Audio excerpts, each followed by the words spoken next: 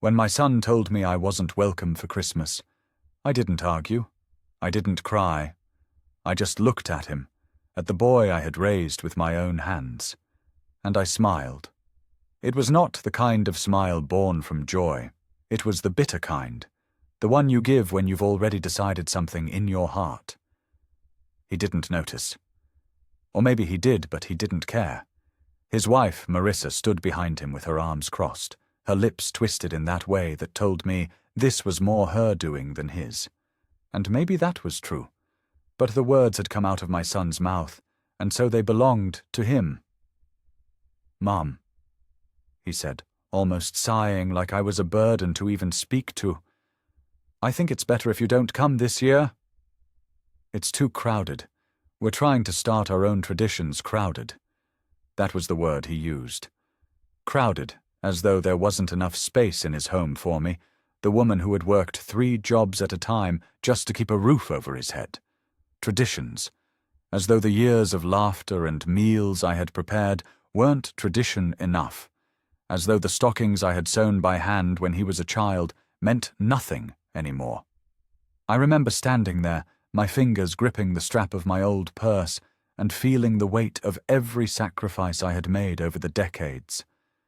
But instead of begging, instead of asking him how he could do this to me, I nodded. "Of course," I said softly, and I walked away. But inside me something broke, and when something breaks, sometimes it shatters into sharp pieces that cut whoever tries to handle them. That night, I sat alone in my small house. The silence was loud, pressing against my chest until I could hardly breathe. I thought about the Christmases when he was small, when I used to save up every extra dollar to buy him toys. I thought about how I used to come home exhausted, my hands raw from cleaning other people's houses, but still manage to make cookies just so he wouldn't feel left out when other children bragged at school. And now here I was, unwanted, dismissed like some old decoration that no longer fit the new aesthetic. I will admit to you, there was pain, a kind of pain that dug into my bones. But woven into that pain, like a thread running through fabric, was anger. Anger at myself for giving so much, and anger at them for taking it so easily. Anger has a way of warming you when the world turns cold. So I held on to it. The following week, Marissa called me. I almost didn't pick up, but something told me I should. Her voice was sweet, too sweet, like honey over poison. "Hi, Mum," she said. She never called me Mum before, always your mother when speaking to my son, or my name when addressing me directly. But never Mum. "I just wanted to make sure you understood. It's nothing personal. We want a more modern holiday this year. You know, something that feels like us. We'll send you pictures." Of course I listened quietly, her words echoing. Nothing personal. A more modern holiday. Pictures like they were doing me a favor by showing me the joy I wasn't allowed to be a part of. When she finished, I said, "I understand completely. Thank you for calling." My voice didn't shake. She probably thought she had won something. But what she didn't know was that I had already started remembering things they had probably forgotten I controlled.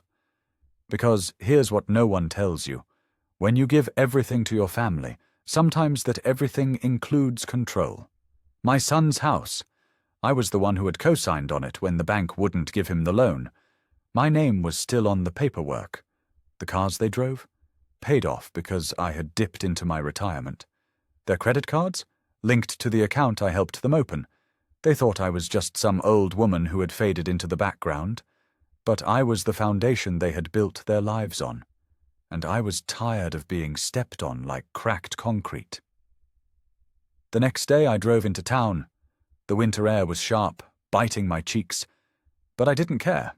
I went to the bank, sat down with a manager I had known for years, and smiled the same bitter smile I had given my son. "I'd like to make some changes," I said. And I did. Quietly. Legally. Effectively. That night I sat in my chair by the window, looking out at the cold sky. I could almost hear their laughter in some warm, decorated living room, but it no longer pierced me the same way. Because I knew something they didn't. I knew that soon, very soon, they would learn what it meant to cut someone out. They would learn the difference between tradition and betrayal.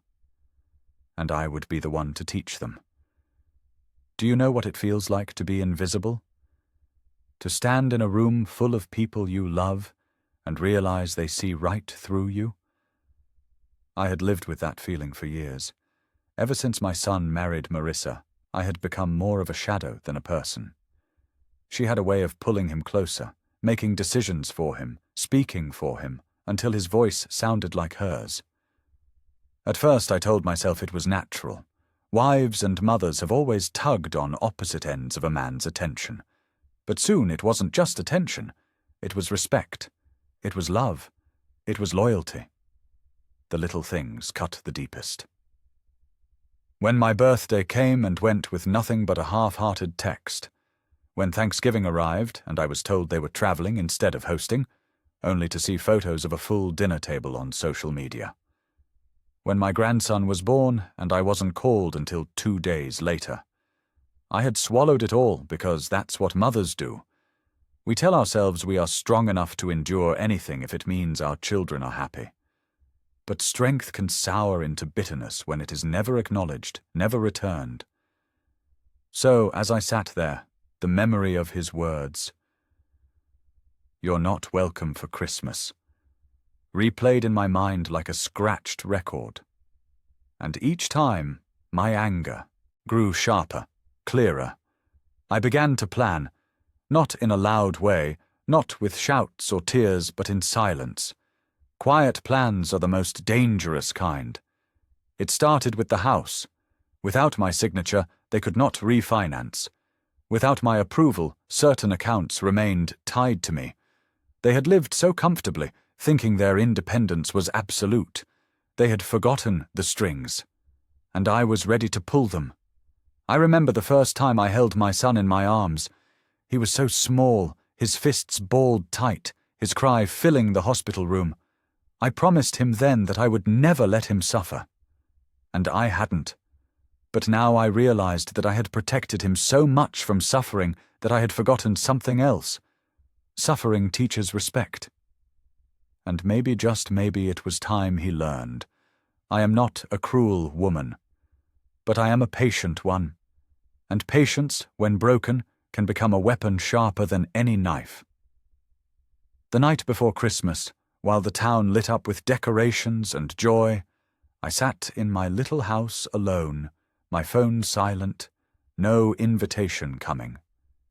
But instead of despair, I felt calm, because I knew the storm I had set into motion was already rolling towards them, and they didn't even see the clouds forming.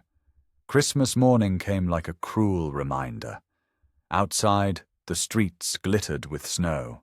Children's laughter echoed as they ran with sleds, and families gathered around trees that sparkled with lights. My house was quiet. Too quiet. The kind of quiet that doesn't soothe but gnaws at you. I sat in my chair with a cup of coffee that had long gone cold. I imagined the scene at my son's home. Fireplace glowing, music playing, gifts piled under the tree. And me? I wasn't there. I had been erased. At first I thought maybe, just maybe, he would call. Maybe he would wake up, look around, and feel the hole my absence left. But the phone stayed dark. No ringing, no message. Hours passed. Noon came and went. The truth was undeniable. They didn't miss me. They were celebrating as though I never existed. I told myself not to cry, but tears have a way of slipping out when your heart is too heavy. They rolled down my cheeks, hot against my cold skin. I pressed my hand to my chest and whispered, "You gave them everything." And I had. Every ounce of my strength, every dollar I could spare, every moment I could sacrifice. And now I was nothing more than an old woman with fading memories. But grief is a strange companion. It often gives birth to clarity. And clarity is what I found that day. As I sat alone, staring at the frost on my window, I realized something important. I had given them the power to hurt me because I had forgotten my own. They thought I was weak, discarded, powerless, but they were wrong, because all of their comfort, all of their security, had roots in me. I wasn't erased, I was the foundation. And foundations may crack, but when they shift, entire houses fall. 2 days later, I made another visit to the bank. The young clerk smiled politely, not knowing that I had made this building practically my second home when I was younger, depositing what little I had, always saving for the future of my son. The irony made me smile. I asked to see the manager again, and he welcomed me into his office. I showed him the documents, proof that my name was still tied to my son's house, his accounts, and several assets he had grown comfortable assuming were solely his. The manager raised his eyebrows. "You still have a lot of authority here," he remarked. "Yes," I said calmly, "and I'd like to exercise it." I didn't strip them of everything. Not yet. I wasn't after immediate destruction. Revenge is not always about crushing someone in an instant. It is about letting them feel the slow unraveling, the tightening of the rope they didn't even realize was around their neck. I made small changes, subtle, quiet, but impactful. I altered permissions on certain accounts, removed access here, added stipulations there. I redirected payments and blocked certain transactions, the kind of changes that wouldn't be noticed right away, but would come crashing down when they least expected it. The clerk printed new documents for me to sign. As I put pen to paper, I felt something shift inside me. It wasn't guilt, it wasn't hesitation, it was power, the kind of power I had forgotten I had. That evening I cooked myself a modest dinner, a single plate, a simple glass of wine. I toasted quietly to myself, whispering, to being forgotten and to being remembered again. I knew it was only a matter of time. Sure enough, a week later, the first call came. It was my son. His voice was tight, almost strained, like he was forcing himself to be polite. "Hey, Mom," he said. "Listen, I think there's been some kind of mistake with the bank. They're saying I don't have full access to my own account. Did you do something?" I let the silence stretch just long enough for him to feel it. Then I said, "Mistake?" "No, sweetheart. There's no mistake. My name is still on those papers. You didn't think I'd forget that, did you?" There was a pause. I could hear him exhale sharply. "Well, can you fix it?" "Marissa is furious. The bills are due and—" "Furious," I interrupted, my voice soft but steady. "That's interesting. Because I was furious too when you told me not to come for Christmas, when you said there wasn't enough room for me in your life anymore." He went silent. I could almost hear the weight of my words pressing down on him. "Mom," he finally said, his tone shifting to frustration, "this isn't the same thing. This is serious. You can't just—" "I can," I said, cutting him off again. My voice had no tremor, no weakness, just truth. "And I will." Then I hung up. I sat back in my chair, the phone still warm in my hand, and for the first time in years I didn't feel small. I didn't feel invisible. I felt seen. Not by him, perhaps, but by myself. And that was enough. Over the next few weeks the calls came more often. Sometimes from my son, sometimes from Marissa. She no longer bothered with fake sweetness. Her voice dripped with anger, accusation, venom. "You're ruining us," she snapped once. "You're acting like a bitter old woman who can't let go." I laughed softly into the phone, a laugh that startled even me. Bitter? Perhaps. Old, certainly, but powerless? No, dear, never that. Then I ended the call. They began showing up at my house unannounced. I'd see their car in the driveway, their silhouettes at the door, knocking, pounding sometimes. But I didn't answer. I would sit quietly in my living room, sipping tea, listening to their desperation through the wood of the door. They thought they could demand, insist, control. But the roles had shifted, and I wasn't about to give that power back.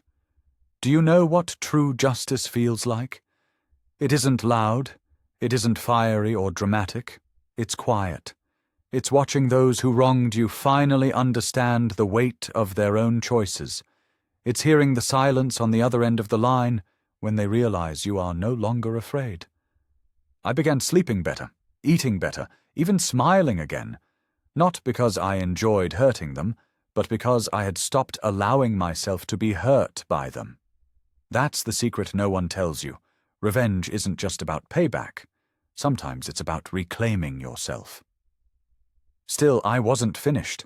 Not by a long shot. They had made me feel like I was nothing, like my life and sacrifices were worth less than their shallow traditions. I couldn't let it end with a few blocked accounts and some sleepless nights for them. Number. They needed to face the truth in front of everyone. They needed to be exposed for what they really were. And so, the next phase of my plan began to form. A plan not just for quiet revenge, but for public justice. A plan that would make sure they could never again pretend I didn't matter. The new year rolled in, and with it, so did my resolve. Snow melted from the streets, people returned to work, and life carried on. But for me, everything had changed. I was no longer the silent, invisible figure waiting for scraps of affection. I was the architect of a lesson my son and his wife were about to learn the hard way, and I intended to make it unforgettable. It began with the community. Small towns have long memories, and in our town people still remembered who had helped them in their hardest times. I was one of those people. I had volunteered at the church, brought meals to neighbors, babysat children when parents were struggling. I had a reputation, not of wealth, but of reliability. My son, however, had a different kind of reputation, one of entitlement. People whispered about how he had taken out loans he couldn't manage, how Marissa liked to flaunt luxuries she hadn't earned. I never fed those whispers, never, defended or denied. But now I thought maybe it was time to let the truth find daylight. The first opportunity came with the church fundraiser. They hosted it every January to support families in need, and this year my son and Marissa had volunteered to be co-chairs. Or rather, Marissa had insisted on being seen as generous and community-minded. I attended quietly, dressed in my simple coat, my hair pinned back. I didn't seek the spotlight. But as people mingled, as Marissa smiled wide and shook hands, I noticed the looks. People still remembered what she had posted online. Photos of their extravagant Christmas while so many families in town were struggling. They didn't say anything to her face, but their smiles didn't quite reach their eyes. When the microphone passed around for acknowledgements, I stood slowly. My voice was steady, though my heart pounded in my chest. I'd just like to thank everyone for their contributions. I said, this community has always been my family, even when others forget what family means. My eyes landed on my son, just for a second. His face flushed. Marissa's smile twitched, almost cracked. The room grew still. A few people nodded, as though they understood more than I had said. I sat back down, my hands calm in my lap. I hadn't exposed everything yet, but the seed was planted. Later that evening, my son pulled me aside, his jaw tight. "What are you trying to do?" he hissed. I looked at him, at the man he had become, and said softly, "I'm reminding people who I am. And who you are." He stared at me as though he didn't recognize me anymore. Perhaps he didn't. Perhaps he had only ever known the mother who gave, not the woman who could take away. But I wasn't finished. The fundraiser had only been the beginning. Over the next weeks I began gathering papers, old receipts, bank statements, records of payments I had made for them, copies of loan documents with my signature beside his. Even emails where Marissa had asked me to cover their debts so she wouldn't have to stress. I kept them in a folder, thick and heavy, proof of my sacrifices, proof of their dependency, proof that without me their lives would look very different. I didn't plan to use it recklessly. No, I planned to reveal it with precision at the moment it would strike the hardest. Timing was everything. One day, while shopping in town, I overheard Marissa bragging to a friend in the grocery store aisle. "We've built everything ourselves," she said loudly. "No one helped us." "We worked so hard for this life," her voice carried, her words sharp in my ears. I stopped behind the cereal boxes, my hands tightening on the cart handle.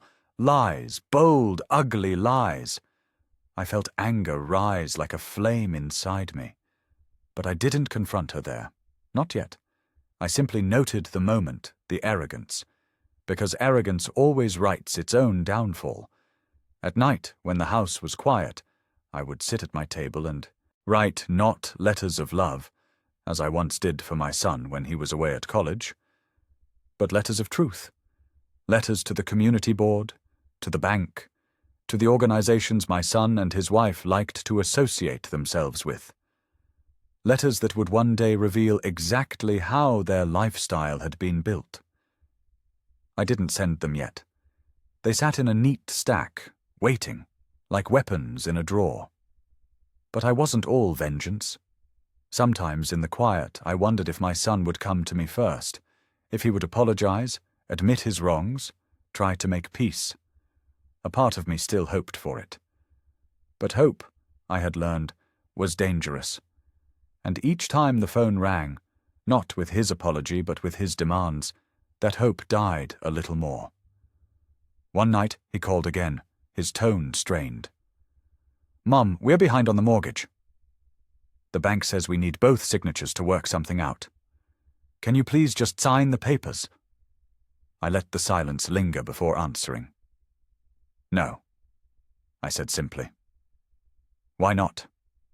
he demanded, his voice cracking between frustration and desperation. "Because you already made it clear," I replied, my words slow and deliberate. "There's no room for me in your life. Not at Christmas, not at your table, not in your traditions. So why should there be room for me in your debts?" He went silent. I could hear his breathing, shallow, uneven. Finally he muttered, "You'll regret this." But I didn't.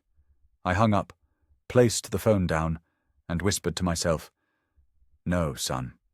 You will revenge doesn't always come with fireworks. Sometimes it comes with a pen, a quiet decision, and the patience to wait." And I was patient. Every day that passed, every panicked call, every angry message from Marissa only fueled me further, because I knew the confrontation was coming. And when it did, they would have to face not just me, but everyone who had watched their charade for years. They thought they had silenced me. But I was just beginning to speak. The first cracks in their facade showed up sooner than I expected. By late February, the whispers around town were louder. People had noticed that Marissa and my son weren't keeping up appearances the way they once had. The expensive brunches were gone, the constant shopping trips slowed. She had stopped posting photos of new designer bags and replaced them with vague, cheerful quotes about family being everything. It made me laugh sometimes, bitterly, to think of her preaching about family when she had been the one to drive a wedge through mine. But the real break came when my neighbor, Mrs. Thompson, knocked on my door one Sunday afternoon. She was holding a flyer for a community auction. "Did you hear?" she asked, her eyes wide. "Your son and his wife are selling off some of their things. Furniture, electronics, even jewelry. People are saying they're downsizing, that was the polite word. What it really meant was drowning. And the sight of it, though it should have saddened me, only confirmed what I already knew. My plan was working. Slowly, quietly, they were unraveling. A week later, my son showed up at my door. He didn't knock softly this time. He pounded, the sound shaking the frame. I opened the door just enough to see his face.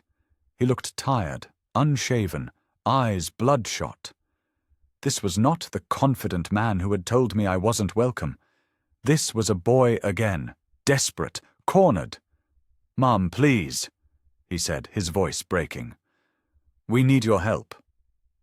The bank's threatening foreclosure. Marissa's panicking. I don't know what to do.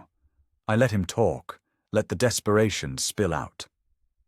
And then I said calmly, "Do you remember the last words you spoke to me before Christmas? Do you remember telling me I wasn't welcome?" He froze, swallowed hard. "I didn't mean it like that."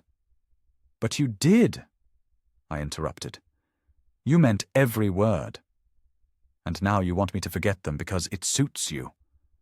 "Mom," he whispered, his voice raw, "I'm your son." I looked at him long and hard. For a moment I felt my chest tighten, my heart reminding me of the boy I once rocked to sleep, the boy whose scraped knees I kissed better. But then I remembered the years of neglect, the loneliness of holidays spent waiting by the phone, the way Marissa sneered at me like I was disposable. I straightened my back. "Yes," I said softly. "You are my son. But you chose her words over mine. You chose her respect over mine. And now you can choose her help, because mine is gone." Then I closed the door. I leaned against it afterward, my hands trembling. The silence of the house pressed around me. Had I done the right thing? The answer came almost instantly. Yes. For once in my life, I had chosen myself. Days turned into weeks, and my son's life continued to collapse. The bank sent notices. Creditors called. Marissa's social media grew strangely quiet. I didn't gloat publicly. I didn't need to. People noticed on their own, and the more they noticed, the more the truth began to slip through. At the grocery store, I overheard two women talking near the apples. "Did you hear about Marissa?" one whispered. "All those parties, all those clothes. Turns out her husband's mother was footing the bill all along. Now she can't even pay for her own credit card." I walked by without saying a word, but inside I felt a strange satisfaction. Not joy, exactly, but justice. And yet I wasn't finished. I had been patient long enough. Now it was time to bring everything into the light. I chose the town council meeting. It was the perfect stage. Public, respected, and attended by all the people who had once admired my son and his wife. They had been asked to present a proposal for a new community project, something Marissa had been bragging about for months. She wanted to stand in front of everyone, smiling as though she was the savior of this town. She wanted the applause. And I was going to make sure. She never got it. The night of the meeting, I dressed neatly. Nothing extravagant. Just enough to blend in. I carried my folder of papers, the thick file I had been building, tucked safely under my arm. The hall was filled with chatter, the air buzzing with anticipation. My son and Marissa stood at the front, dressed impeccably, their faces painted with confidence. But I saw it, the tightness around his eyes, the stiffness in her smile. They were holding themselves together with threads. As the meeting began, Marissa launched into her speech, her voice loud and clear. She spoke of self-made success, of hard work, and sacrifice. She painted a picture of their lives as one long story of determination. People nodded politely, but I could sense the unease. They had heard whispers after all. And then came the moment for community input. I stood. My hands didn't shake. My voice carried steady across the hall. "I'd like to say something," I began. All eyes turned to me. My son's face went pale. Marissa's smile faltered. "I've listened tonight to stories of hard work and sacrifice." I continued. "But I think the truth matters. And the truth is, much of what you've heard here is not the full story." I lifted the folder and opened it.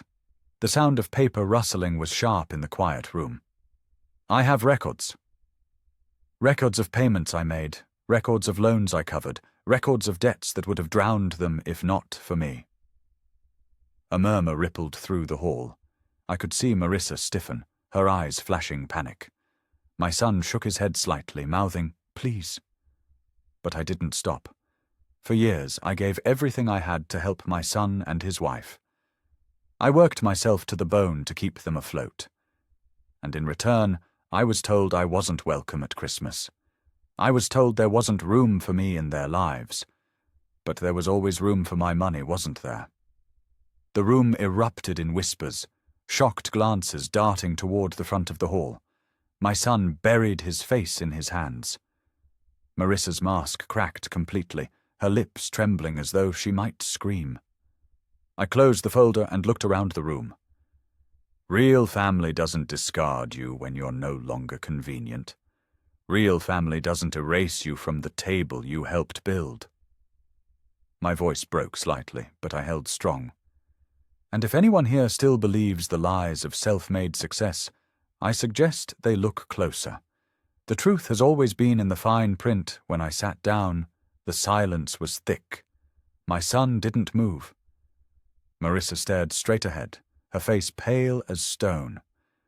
And for the first time, I felt truly free. The fallout from that meeting was immediate. The very next morning, my phone buzzed with messages from neighbors, church friends, even distant relatives I hadn't spoken to in years. Some sent quiet words of support. "You were brave. You spoke the truth. We all saw how they treated you." Others sent apologies, confessing they had believed Marissa's polished image and never thought to question it. But the most telling response came in silence. My son didn't call. Marissa didn't come pounding at my door. Instead, they vanished. For days, there were no cars in their driveway, no lights on at night, no cheerful posts online. It was as though the mask they had worn so carefully had finally slipped, and beneath it was nothing but shame. Of course, I didn't celebrate. Not openly, not with joy. The victory was bitter, like medicine swallowed to heal a sickness. Necessary, but not sweet. I spent the next week reflecting, wondering if perhaps I had gone too far. But each time doubt tried to creep in, I remembered sitting alone on Christmas morning, my phone silent, my heart breaking. I remembered the cruel words, "You're not welcome," and how easily they had discarded me. And then I remembered the years, the sacrifices that had made their lives possible. No, I hadn't gone too far. I had simply balanced the scales. It was mid-March when the storm truly hit them. Foreclosure notices became public record. People in town whispered about how quickly things had fallen apart. I overheard one man at the post office mutter to another, "Funny how they bragged about being self-made, but it looks like they couldn't even make a mortgage payment without her." I didn't smile, but I didn't correct him either. The truth no longer needed my voice. It had a life of its own now. One afternoon, I was tending to the small patch of garden in front of my house when a car pulled into the driveway. It was my son's. He stepped out slowly, his shoulders slumped, his face hollow. He looked older somehow, as though the weight of the past months had carved years into him. For a moment, I almost didn't recognize him. "Mum," he said quietly, his voice hoarse. I straightened, brushing dirt from my hands. "You shouldn't be here," I told him, not cruelly but firmly. "I had to come," he said, taking a step closer. "I don't know what else to do. Marissa's furious with me. She says I should have controlled you, stopped you. But I couldn't. And now we've lost everything." His eyes filled with tears, and for the first time in a long time, I saw not the man, not the husband, not the liar, but the boy. The boy I had once held when he was scared of thunderstorms. My chest ached, but I forced myself to stay strong. "You didn't lose everything," I said. "You still have each other. Isn't that what you wanted? Your own traditions, Your own life?" He flinched as though my words were a lash. "I'm sorry, Mom," he whispered. "I should never have said that to you. I don't even know why I did. I was trying to keep peace with Marissa. She doesn't like sharing attention, and I let her turn me against you." His voice cracked. "I failed you." For a long moment I just stood there, looking at him. The tears, the regret, the broken pieces of his pride. I wanted to reach out, to pull him into my arms like I used to. But part of me held back, because apologies spoken in desperation aren't always real. Sometimes they're just survival. "Words are easy," I said finally. "Change is hard. If you're sorry, show me. Live differently. Respect me. Stand up to her. Until then, your apology is just noise." He nodded, his face crumpling, and then he turned and left. I watched his car disappear down the road, my heart heavy. That night, as I sat in my chair by the window, I thought about everything that had happened. I thought about the revenge, the exposure, the justice I had taken into my own hands. And I wondered, was it enough? Had I truly taught them the lesson they needed to learn? Or had I only begun? The answer came days later, when Marissa showed up herself. She didn't knock politely. She barged in, her heels clacking on my floor, her perfume sharp and suffocating. "You think you've won, don't you?" She spat, her voice trembling with rage. "You think embarrassing us in front of everyone makes you better?" I looked at her, calm as stone. "Not better." Just seen her eyes blazed. "You're pathetic." A lonely old woman with nothing but bitterness left. "Do you think anyone actually cares about you? They pity you, that's all. And when you die, you'll be forgotten just as easily as you were forgotten this Christmas." Her words were knives, but I had grown armor by then. I smiled faintly. "At least when I die, people will remember I gave." "What will they remember of you? That you took? That you lied? That you used?" She faltered, just slightly, her lips twitching. For the first time, I saw fear in her eyes. She spun on her heel and stormed out, slamming the door so hard the walls shook. I sat back down, my hands steady, my breath even. That was the difference between us. She screamed, she raged, she clawed. But I had already won without raising my voice. And still, deep inside, I knew the final act had yet to come. Because justice wasn't only about humiliation, it was about truth enduring. And if I wanted the truth to outlive me, I would have to seal it in a way they could never erase. The days after Marissa's outburst were quiet, almost too quiet. I half expected her to return with more venom, to come armed with lawyers or threats, but there was nothing. Instead, silence settled over everything, and I knew it was the silence of a storm gathering its strength. People like Marissa didn't fade quietly. They waited, they plotted, they struck back when they thought you had let down your guard. So I stayed watchful. I carried on with my routines, tending my small garden, visiting the church, running errands in town, but my mind was always alert. And then, one evening, the letter came. Slipped into my mailbox, unmarked, unsigned. I opened it carefully at my kitchen table, and my eyes narrowed as I read. It was a petition, a formal request to remove me from co-ownership of the house I had helped them buy. They had gathered signatures, mostly from people who didn't know the whole truth, people likely misled by Marissa's charm. My hands tightened around the paper, and for a moment anger surged. But then I laughed, a low, humorless laugh. They thought a piece of paper, some ink and lies could undo years of sacrifice, contracts and records. They had no idea how deep my documentation went. Every transfer, every loan, every email, they were all still neatly kept in my folder. They couldn't erase me, no matter how hard they tried. Still, it hurt. Not the legal attempt. That was pathetic. But the fact that my own son's name was scrawled at the bottom, his hand had signed the petition too, that betrayal cut deeper than anything Marissa had ever said. My own child, siding against me once again. I folded the paper, placed it back into the envelope, and slid it into my folder. It wasn't rage that filled me then. It was resolve. That weekend I made an appointment with a lawyer, not one of the town's lawyers, who all had long histories with my family, but a firm in the city, people who wouldn't be swayed by charm or reputation. I sat across from a young attorney named Claire, and for 2 hours I told her everything. Every sacrifice, every payment, every insult. I showed her my documents, my proof.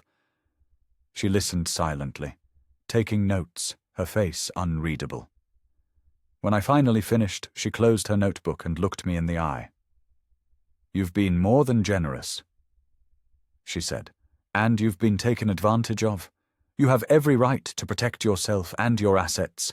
If they're trying to strip you of what's legally yours, we'll fight, and we'll win." Her confidence was like a balm. I nodded, sliding the folder back toward her. "Make sure they understand," I said quietly. "I'm not just someone they can discard." The weeks that followed were a blur of legal motions and filings. My son called a few times, pleading with me to stop, but I didn't answer. Marissa tried once more to confront me, but I didn't open the door. The power had shifted, and they could feel it slipping from their hands. And then, one night, everything came to a head. I was sitting in my living room, the soft glow of a lamp casting long shadows, when headlights swept across my window. A car door slammed, footsteps pounded up the walk, and before I could rise, the door burst open. It was my son. His face was twisted with desperation, his eyes red, his hair disheveled. "Mom," he gasped, his voice breaking. "Please, stop this. You're destroying us." I stood slowly, my heart heavy, my hands trembling only slightly. "Destroying you," I repeated softly. "You destroyed me first. You cut me out of your life, out of your family, out of your love. You let her words matter more than mine. And now you come here, asking me to save you." He collapsed into a chair, his face in his hands. "I don't know what to do," he whispered. "She's leaving. Marissa says she can't live like this anymore. She says I'm worthless, that I couldn't even keep control of my own mother. She's packing her things." The silence that followed was thick. For a moment I felt pity. The boy I had raised, the boy I had loved, was crumbling before me. But then I remembered every slight, every cruel word, every lonely holiday. And I realized pity wouldn't help him. Truth would. "You have a choice," I said softly. "You can keep following her down this road, where nothing is ever enough, where family means nothing. Or you can remember who you are, who raised you, who stood by you when no one else did." He looked up at me, his eyes wet and wide, searching my face for mercy. "And if I remember?" he whispered. "Then maybe," I said, "there's still a place for you in my life. But it will be on my terms, with respect. Never again like before." He nodded slowly, his shoulders sagging as though a weight had finally broken him. And in that moment, I knew the tide had turned. Marissa could rage, could lie, could leave. But my son was finally beginning to see the truth. And truth, once seen, can't be unseen. The following week passed in uneasy quiet. My son didn't call, and Marissa's car no longer appeared in my driveway. I heard through the whispers in town that she had gone to stay with her sister 2 towns over, dragging their son with her. People speculated whether it was permanent, but I didn't waste time guessing. I knew Marissa well enough to understand she wouldn't return unless she thought she could win. And right now she wasn't winning. One afternoon, as I carried groceries in from the car, I saw him, my son, sitting on the porch steps. His head hung low, his hands clasped together, like a boy waiting to be scolded. For a moment I stood still, watching him. The years peeled away in my mind, and I saw him at 8 years old, waiting for me after school, his backpack too heavy for his small shoulders. The memory almost broke me. Almost. "Mom," he said as I approached, his voice raw, stripped of all arrogance. "I don't know how to fix this." I placed the groceries down and sat beside him. "You start by taking responsibility. Not for me, not for Marissa, for yourself. You've let her dictate every part of your life. You've forgotten who you are." He swallowed hard, nodding. "I thought making her happy would be enough. But nothing I do is ever enough for her, and in trying to please her, I pushed you away. I see that now." His voice cracked. "I see it too late." I turned to him, my expression soft but firm. "Not too late. But it won't be easy. You'll have to rebuild, brick by brick. And some bridges—" I paused. "Some may not ever come back." His eyes filled with tears, but he didn't argue. He sat quietly, letting my words sink in. That was new for him. Silence. Acceptance. Perhaps he was finally learning. The following days, he began appearing more often. He helped me fix a loose shutter on the side of the house, repaired a step on the porch, even carried groceries in without being asked. Small gestures, but they mattered. Each one was a piece of the boy I remembered. The boy who used to say, "Don't worry, Mom, I'll take care of you one day." I had stopped believing him long ago, but a flicker of that promise glowed again. Still, I didn't let myself grow too comfortable. Marissa's absence wasn't permanent. I knew that. She was too proud, too manipulative to let go without a fight. And I was right. It was a Thursday evening when she showed up. Her car screeched into my driveway, and she stormed out with fire in her eyes. My son was inside fixing the squeaky hinge on my kitchen door, and when he saw her through the window, his face drained of color. She burst in without knocking, her heels striking the floor like hammers. "So this is where you've been hiding," she hissed at him. Then she turned to me, her eyes blazing. "You think you've won? You think tearing us apart makes you some kind of hero?" I stayed seated, calm, collected. "No," I said quietly. "I don't need to win." "The truth already has," she let out a bitter laugh, sharp and cruel. "Truth? You call airing our personal matters in public truth? You humiliated us. You destroyed us." "No," I corrected, my voice steady. "You destroyed yourselves. I simply stopped covering it up." My son stepped forward then, his shoulders straight. For once he didn't shrink behind her. His voice shook, but he spoke clearly. "Marissa, she's right. We lived off her sacrifices, pretended it was all us.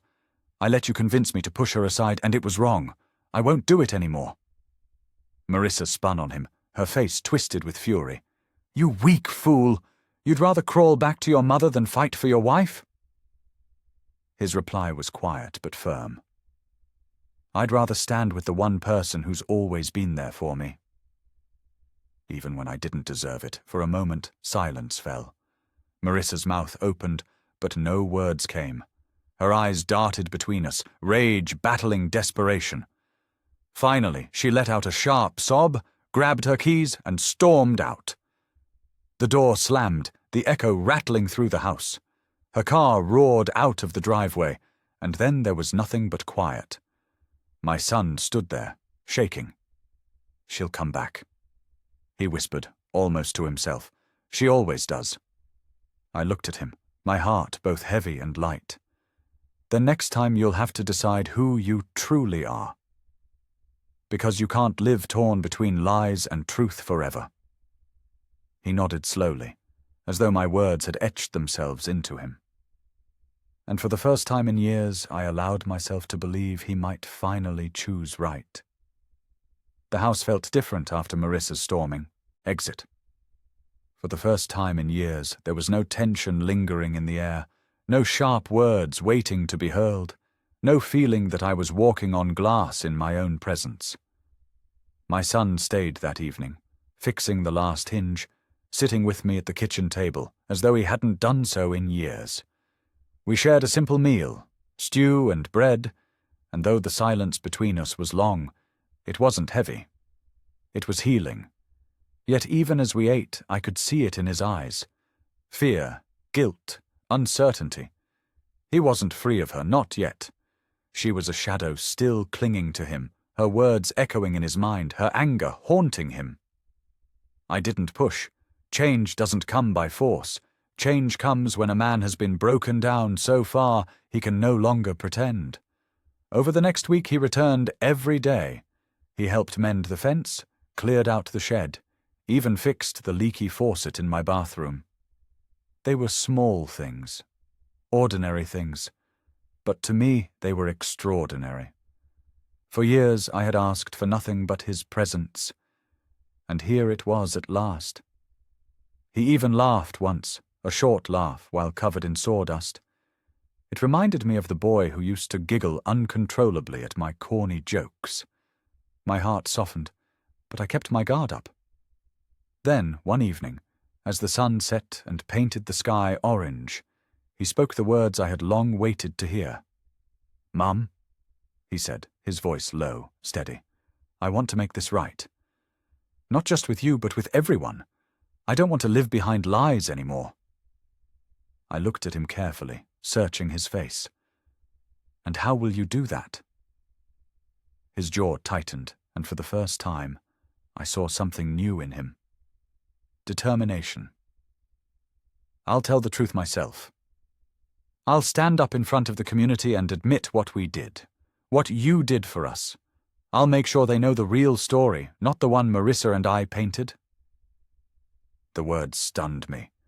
My first instinct was to tell him no, to protect him even now from shame.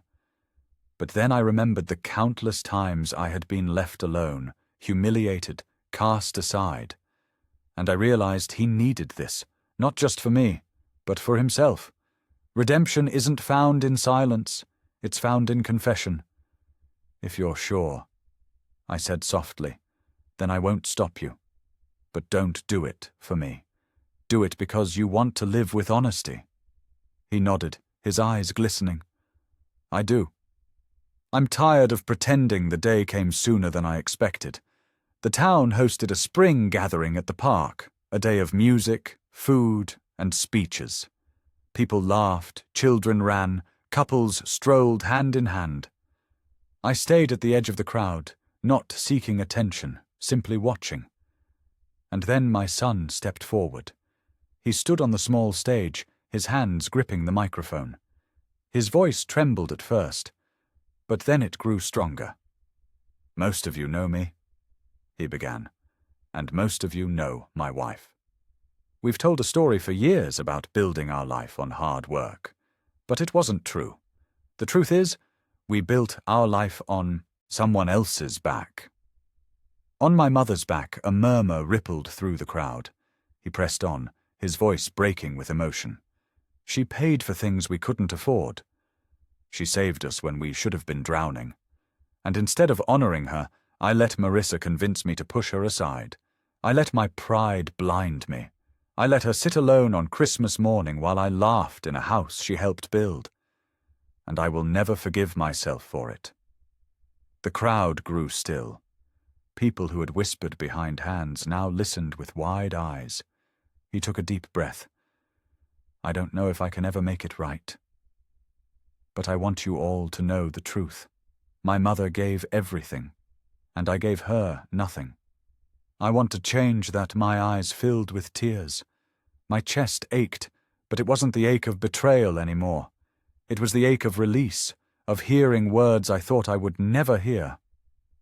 As he stepped down from the stage, people looked at me differently. Not with pity, but with respect. And though part of me knew Marissa would come back with claws sharpened, in that moment I didn't care. My son had finally spoken the truth. He had finally chosen me, not in secret, not in shame, but openly, before the world. The days after his confession were unlike anything I'd experienced before. People who had once offered me polite, distant smiles now stopped me on the street, pressing my hands in theirs, saying things like, "You deserved better," or "We didn't realize how much you carried." It was strange, being seen after years of invisibility. The recognition warmed me, but it also reminded me of how long I had lived without it. My son visited more often, this time without guilt hanging on his shoulders. He fixed things, brought small gifts like flowers or bread, and sat with me for long talks. We spoke about his childhood, about mistakes, about memories I thought he had forgotten. Slowly I began to see glimpses of the boy I had raised, the boy who once promised to protect me. But always, like a shadow behind him, was the question of Marissa. One afternoon, as we sat on the porch, he finally spoke her name. "She called," he said, staring out at the yard. "She wants to come back. Says she made a mistake. Says we can rebuild if I cut ties with you." His voice was hollow, heavy. "She told me it's her or you." I felt the air grow still around us. I had expected this. A woman like Marissa wouldn't slink away quietly. She wanted control, and if she couldn't control me, she would try to control him. My heart clenched, but my voice stayed calm. "And what did you tell her?" He turned to me then, his eyes uncertain but steady. "I told her no. I told her if she couldn't respect you, she couldn't be part of my life." He swallowed hard. "She screamed, said I'd regret it, that I'd die alone with you in some rotten house. But for once, I didn't back down. The pride that swelled in me was sharp, almost painful. You finally stood up for yourself," I whispered. "And for me." He nodded, but his eyes glistened. "It doesn't feel like victory, Mom. It feels like losing everything I reached for his hand, squeezing it gently. Sometimes, to find yourself, you have to lose what was never truly yours." "She was never family, son. Family doesn't make you choose between love and loyalty. Family doesn't erase the people who raised you." He looked at me with something like understanding, maybe even relief. For the first time, I saw that he believed me. Still, I knew Marissa wasn't finished. And I was right. 2 weeks later, I received an envelope in the mail. Inside was a letter from her attorney, filled with venom dressed up in legal terms. She claimed I had interfered with their marriage, that I had manipulated finances to control them. She threatened lawsuits, demanded compensation, and warned that if I didn't back down, she would drag my name through the mud. I sat at my table, the letter spread out before me. The old me, the woman who had begged for a place at the table, who had cried on Christmas morning, might have trembled, but not anymore. I picked up the phone and called Claire, my lawyer in the city. She listened quietly, then chuckled softly. "She has no case. If she wants a fight, we'll give her one, and I promise you she won't like how it ends." I hung up with a strange calm in my chest. Let her rage, let her scheme. She was grasping at smoke, and the more she clawed, the more it slipped away. My son showed up that evening, his face pale. "She told me she's going to destroy you," he said, his voice shaking.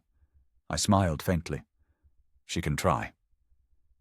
But the truth is stronger than her lies." He slumped into a chair, burying his face in his hands. "How did I not see it before? How did I let her turn me against you?" I placed my hand on his back, steady and firm. "Because love blinds us, son. Even false love. But now your eyes are open. And once they're open, they can't be shut again." Spring turned to summer, and though Marissa's threats lingered, she grew quieter. Rumors spread that she had moved in with someone else, that she was flashing smiles in another man's company. My son heard whispers, but he didn't chase her this time. He stayed with me, working, rebuilding. Each nail he hammered into the porch, Each chore he finished without complaint felt like another brick laid in the bridge between us. Yet I knew the final confrontation with Marissa was still to come. People like her didn't leave quietly. She would want her last strike. She would want her spectacle. And I was ready. It was late summer when Marissa made her move. The town's annual festival was the kind of event no one missed. Food stalls lined the streets, music filled the air, children laughed as they played games. I was there too, walking slowly through the crowd, greeting old friends when I saw her. She hadn't changed. Perfectly styled hair, clothes that screamed money she no longer had, a smile too wide to be real. But her eyes, those betrayed her. They darted around, sharp, hungry, looking for someone to notice her, to validate her presence. And when she spotted me, her smile twisted. "Enjoying yourself?" she asked, striding up to me. Her voice carried louder than necessary, pulling others' attention.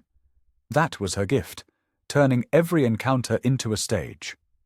"I am," I said simply. "And you?" "Oh, I'm wonderful," she lied, her tone dripping with false cheer. "Living my best life. Of course, everyone knows you've made things difficult for us. Poor thing, still clinging to old grudges." She tilted her head, feigning pity. "People talk, you know. They say you've gone bitter in your old age." The crowd around us stilled.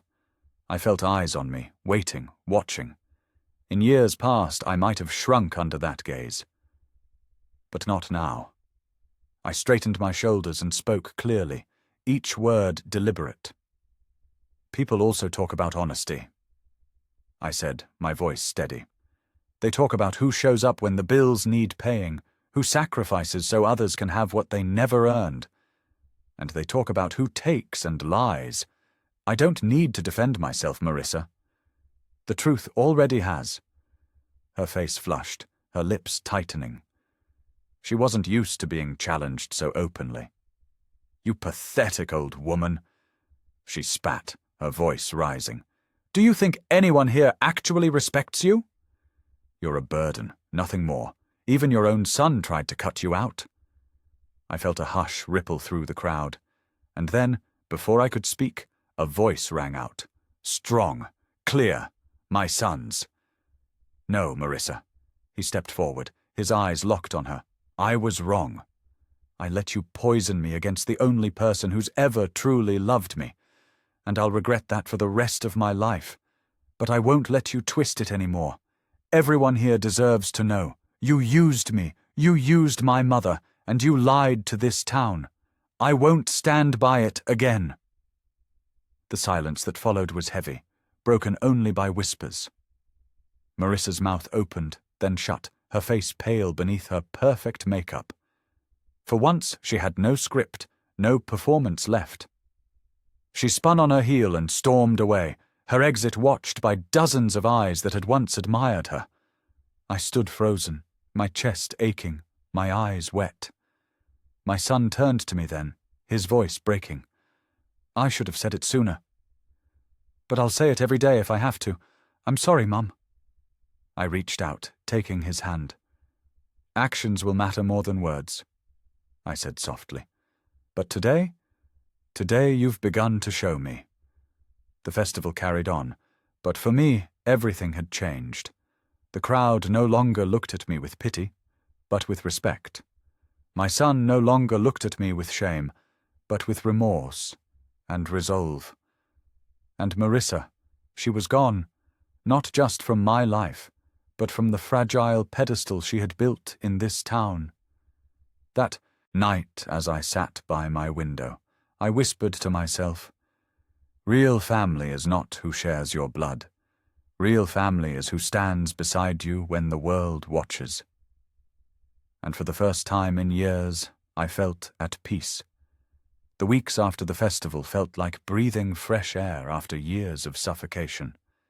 For the first time in a long while, I could walk through town without lowering my eyes, without wondering what lies had been whispered behind my back. People stopped me often, not with pity, but with warmth. They brought pies, invited me to dinners, even asked my advice as though they had suddenly remembered I had wisdom worth hearing. It wasn't about popularity. I didn't need their admiration. It was about being visible again, being valued. My son, too, changed in ways I hadn't dared to hope for. He came by nearly every evening, helping with chores, sometimes just sitting on the porch with me, watching the sun dip behind the trees.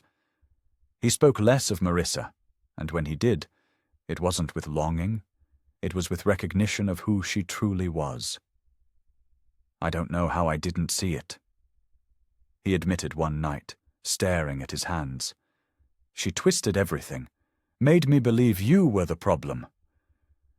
And I let her. I'll never forgive myself for that. I placed my hand gently over his. The best apology isn't in words, son. It's in what you do next, and he was doing it. He had taken up steady work again, something Marissa had always mocked as beneath them. He was repairing not just his own life, but ours.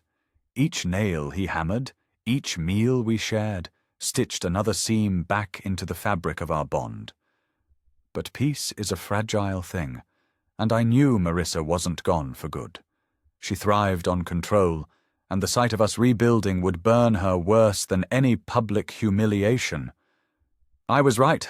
One late afternoon, as the cicadas droned and the air hung heavy with summer heat, a letter arrived. Unlike the last, this one wasn't from her lawyer. It was handwritten, her elegant script dancing mockingly across the page. You may think you've won, but this isn't over. He's weak. He'll come back to me. They always do. And when he does, you'll be alone again. Forgotten, just like before. I read it once, twice, then folded it neatly and placed it in my drawer. Her words no longer pierced me. They were nothing but echoes of a woman losing her grip. My son saw the letter later that evening. He read it silently, his jaw tightening. She'll never stop, Mom, he said, his voice low. I looked at him calmly. Then she'll only destroy herself in the process. Because this time, I won't cover her lies, and this time, neither will you. He nodded, his eyes fierce with a resolve I hadn't seen before. It was the look of a man who had finally chosen his path. Still, I knew Marissa would attempt one last spectacle. People like her didn't disappear quietly. And I was right again. It happened at church one Sunday. The congregation was gathered, sunlight spilling through stained glass windows, hymns filling the air. And then, as though she had rehearsed it, Marissa appeared at the doors. Her clothes were immaculate, her smile painted on, but her eyes, oh, they betrayed her desperation. She strode down the aisle, every head turning, whispers rippling through the pews. She stopped near the front, her gaze fixed on me. I have something to say, she declared, her voice loud, commanding attention. The pastor hesitated, but she pushed forward, clutching a folded paper in her hand. This woman, she said, pointing at me, has turned everyone against me. She's manipulated my husband, poisoned this community with lies.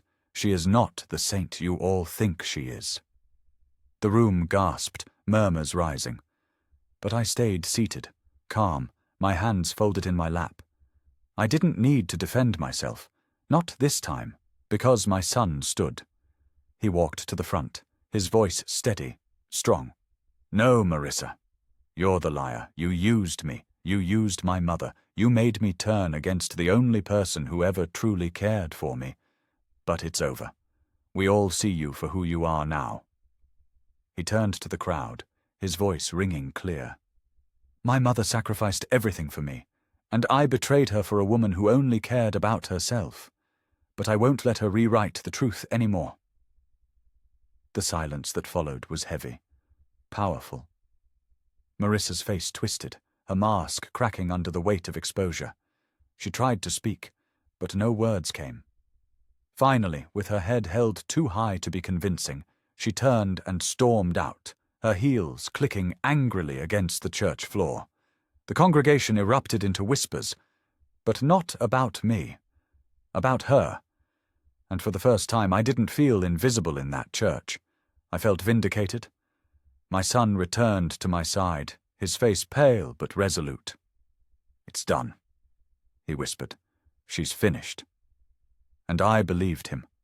After that Sunday, the air in town shifted. Marissa's dramatic scene at the church hadn't won her sympathy. It had sealed her fate. People who once smiled politely at her now turned away. Old friends she used to parade around with no longer answered her calls. In a place where reputation meant everything, hers was shattered, and she had done it with her own hands. My son came by that evening, his face drawn but relieved. "It feels like the weight's finally gone," he said, sitting at the kitchen table with a cup of tea. "She can't touch us anymore. Not here. Not with them." I studied him carefully. He looked older, more worn, but in a way that made him seem stronger too. He had faced the storm and finally stepped into the light. I nodded slowly. "It's not about them, son. It's about you knowing the truth and living it."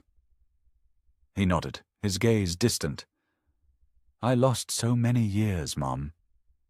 Years I could have spent with you, years I wasted chasing someone who only wanted what I could give her. How do I make up for that?" I reached across the table, taking his hand. "By not wasting the ones ahead. You can't change what's gone, but you can choose what's next." In the weeks that followed, he proved those words weren't empty. He worked steadily, paid down debts, and began rebuilding what Marissa had torn apart.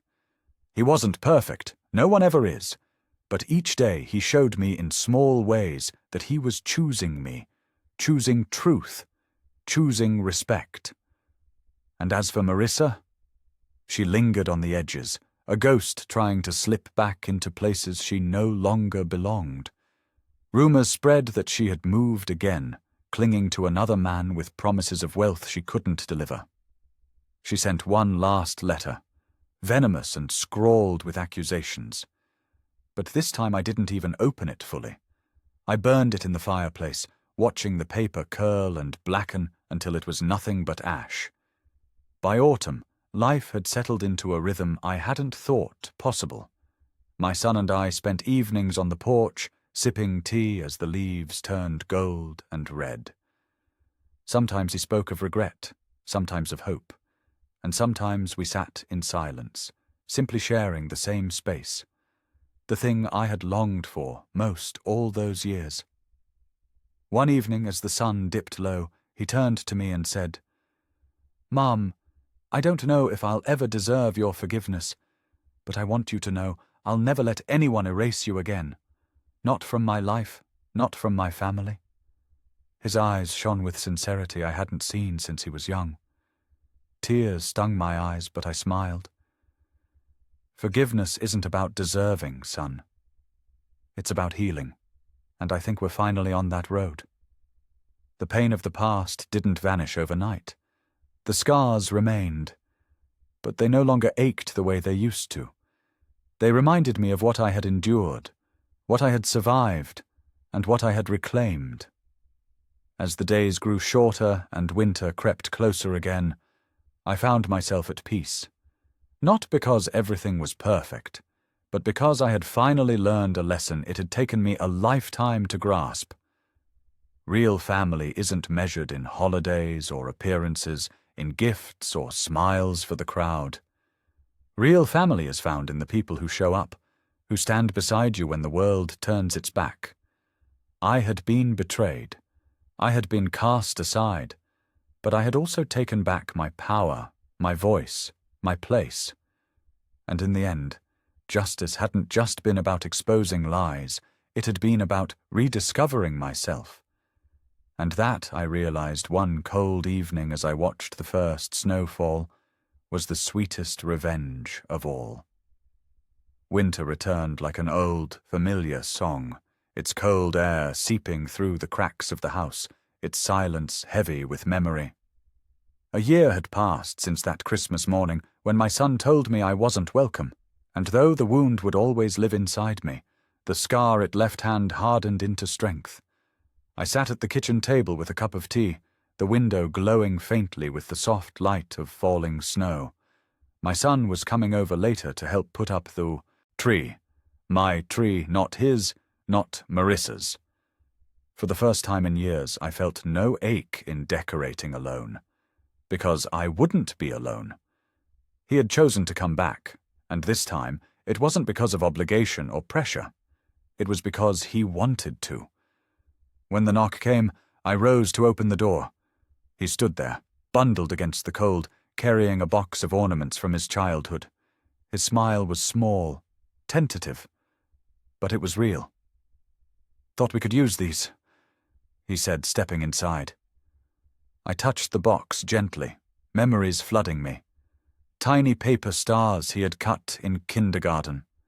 Clay figurines I had helped him paint. Stockings I had stitched by hand when money was tight, but love was abundant. For a moment my throat closed and I could only nod.